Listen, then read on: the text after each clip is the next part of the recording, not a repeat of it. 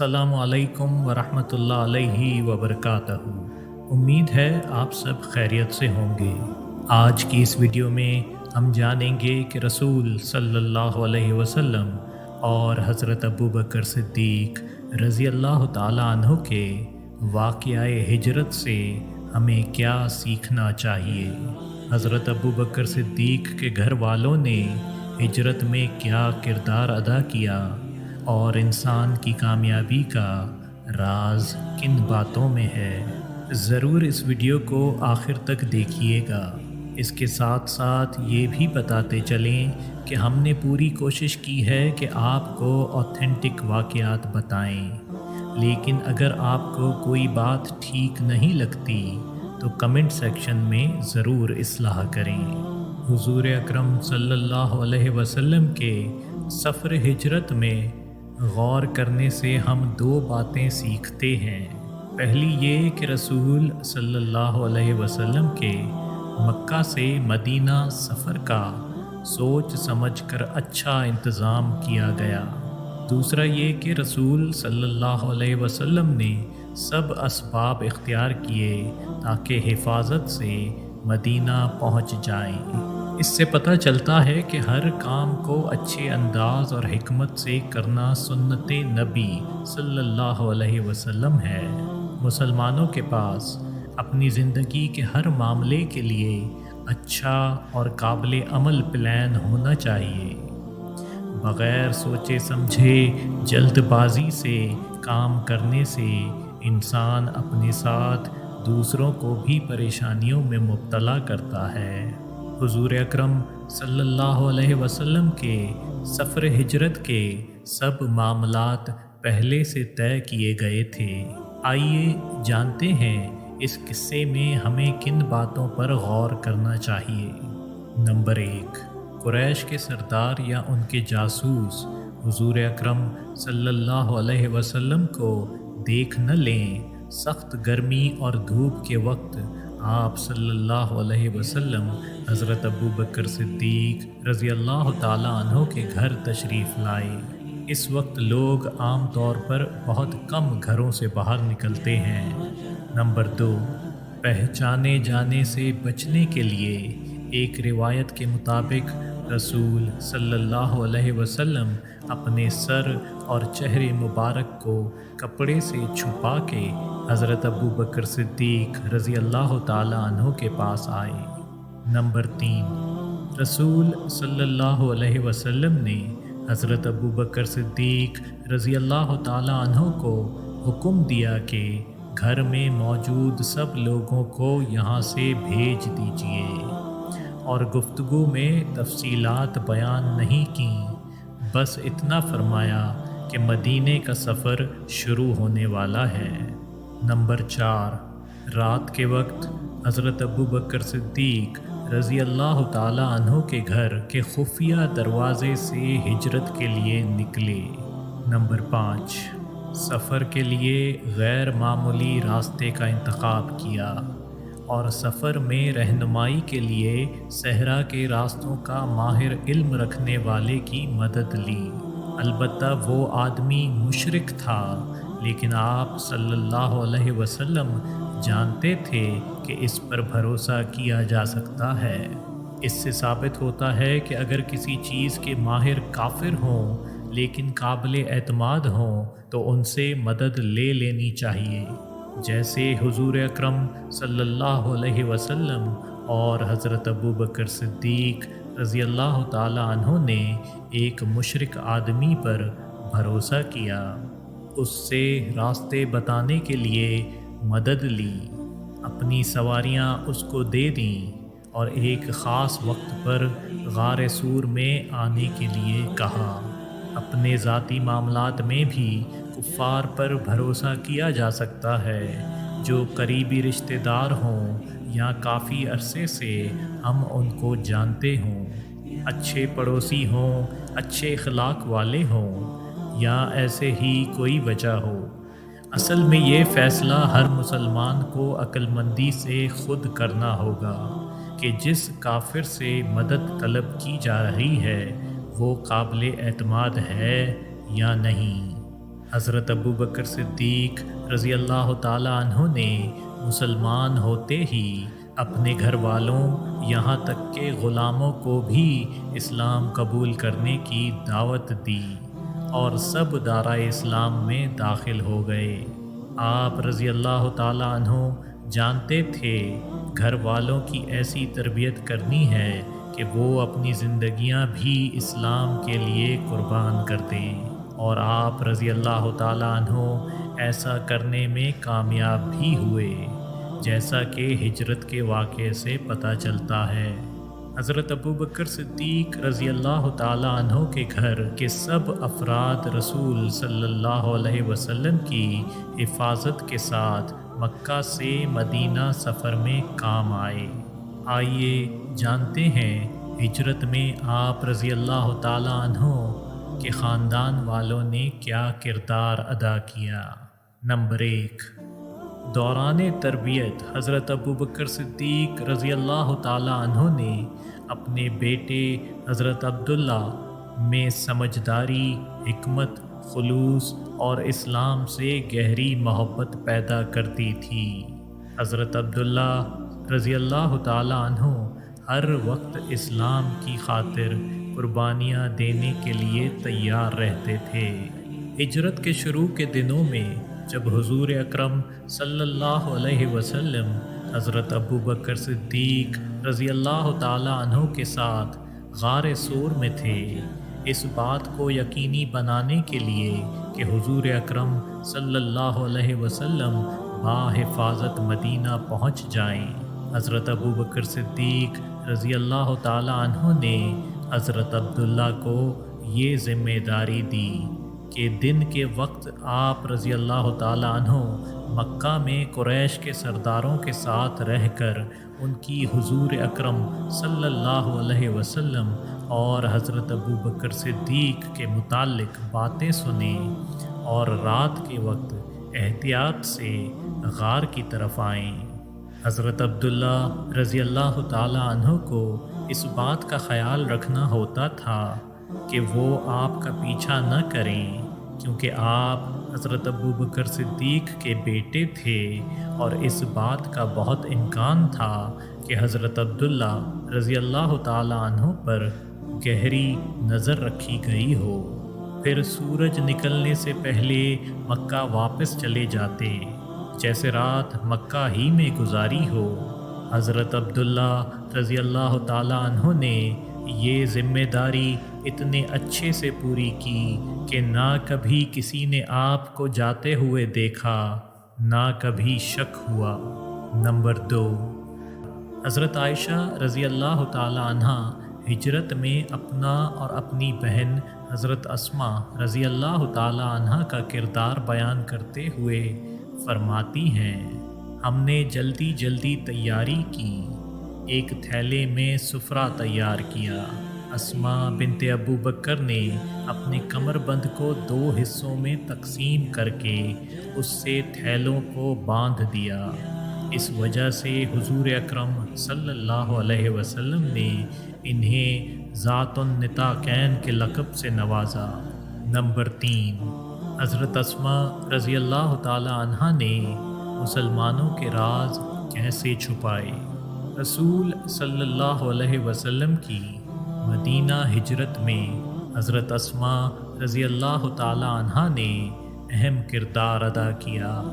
آپ کھانے پینے کا سامان لے کر غار میں جاتی، جس وجہ سے آپ رضی اللہ تعالیٰ عنہ کو جسمانی تکلیفوں کا سامنا کرنا پڑتا۔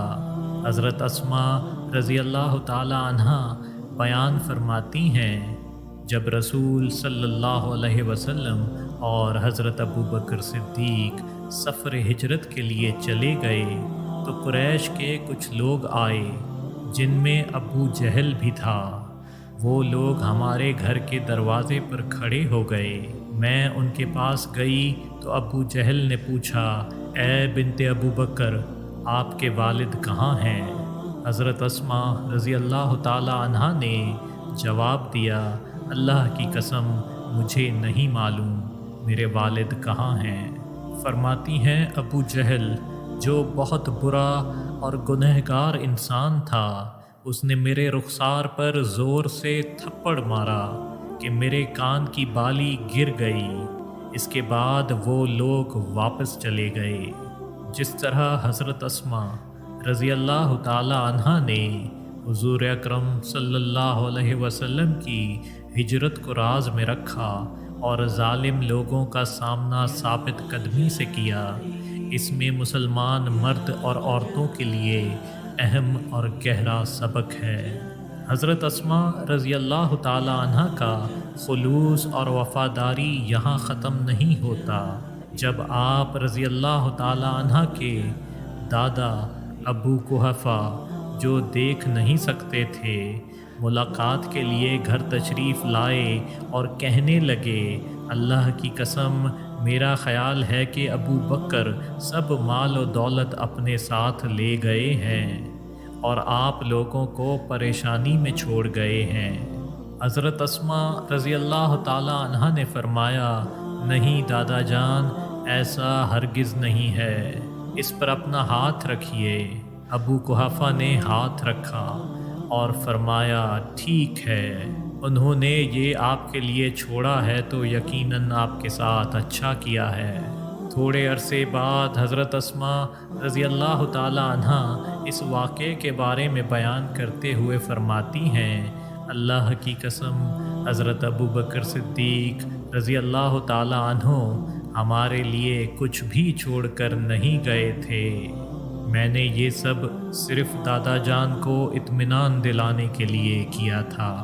حضرت اسماء رضی اللہ تعالی عنہا نے ابو قحافہ کے سامنے پتھر رکھ دیے تھے تاکہ پتھروں پر ہاتھ رکھنے سے ابو قحافہ سمجھیں کہ اشرفیاں ہیں۔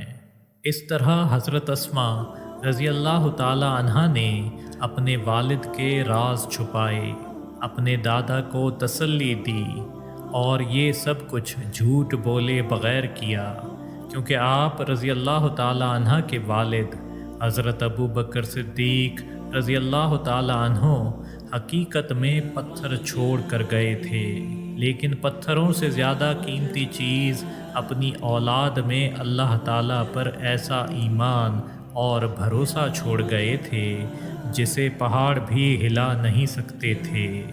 حضرت ابو بکر صدیق رضی اللہ تعالی عنہ اور آپ کی بیٹی حضرت اسماء رضی اللہ تعالی عنہا ایمان کے اس درجے پر تھے جس پر مال و دولت کی کمی اور کثرت سے کوئی فرق نہیں پڑتا۔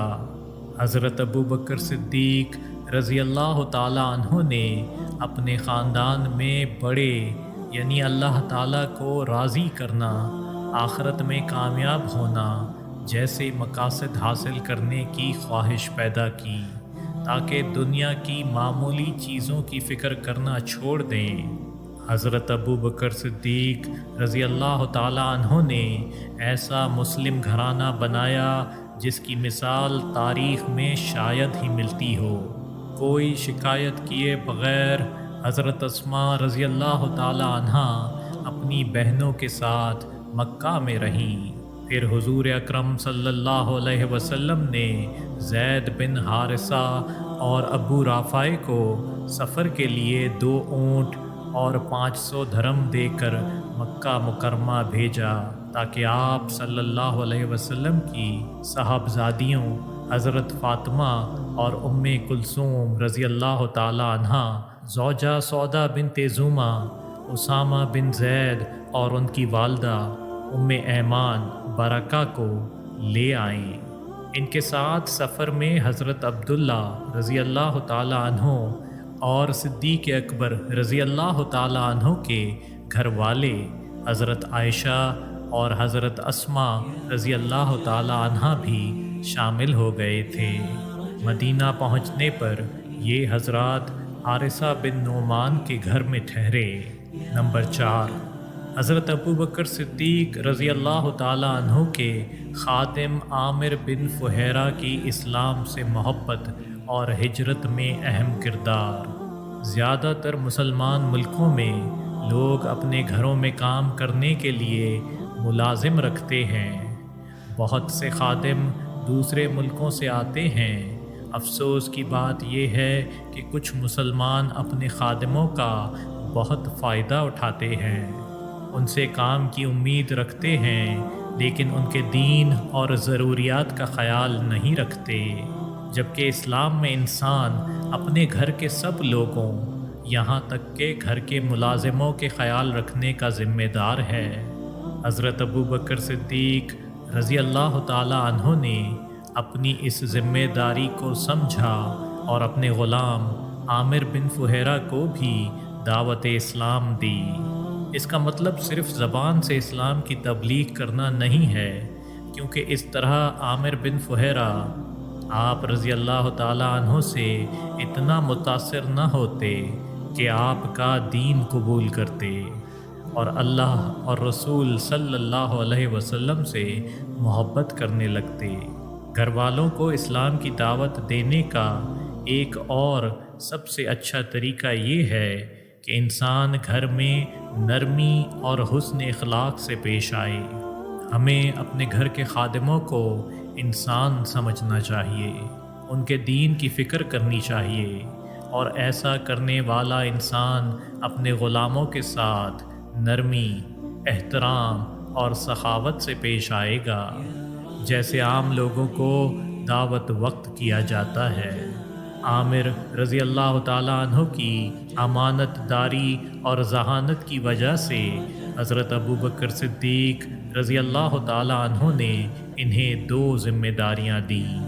पहली ये कि सबसे छुप कर बकरियों के साथ गार के पास से गुज़रें, ताकि हुजूर सल्लल्लाहु अलैहि वसल्लम और आप रज़ी अल्लाह ताला अन्हु को पीने के लिए दूध और खाने के लिए कुछ गोश्त दे सकें। दूसरा काम ये कि आमिर रज़ी अल्लाह ताला अन्हु को अपनी बकरियां उस रास्ते से वापस ले जानी होती थीं जिससे रात को हज़रत अब्दुल्ला बिन अबू बकर आए थे, ताकि हज़रत अब्दुल्ला रज़ी अल्लाह ताला अन्हु के कदमों के निशान मिट जाएं। रसूल अल्लाह सल्लल्लाहु अलैहि वसल्लम और हज़रत अबू बकर सिद्दीक़ रज़ी अल्लाह ताला अन्हु ने मदीना हिजरत की तैयारी करते वक्त वो सब कोशिशें कीं जो इंसानों के लिए मुमकिन थीं, लेकिन साथ साथ अल्लाह ताला पर भरोसा और सफ़र को कामयाब बनाने की दुआ की।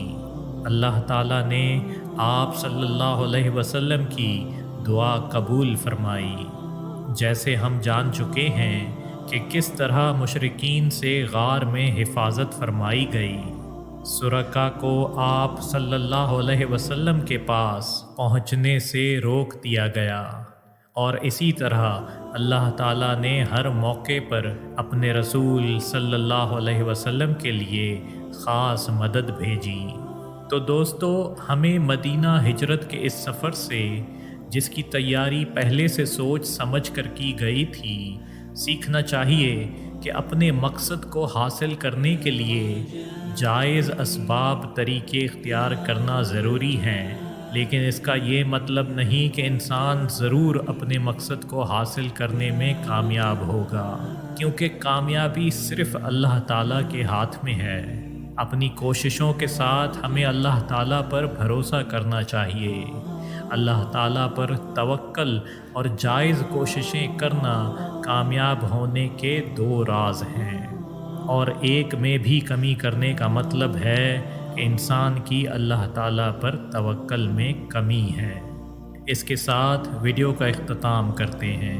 अगर आपको वीडियो पसंद आए तो ज़रूर लाइक और शेयर करें, ताकि दूसरों तक भी सीरत सहाबा पहुँचे। मुस्तकबिल में मज़ीद असहाब रसूल के बारे में जानने के लिए हमारा चैनल सब्सक्राइब करें।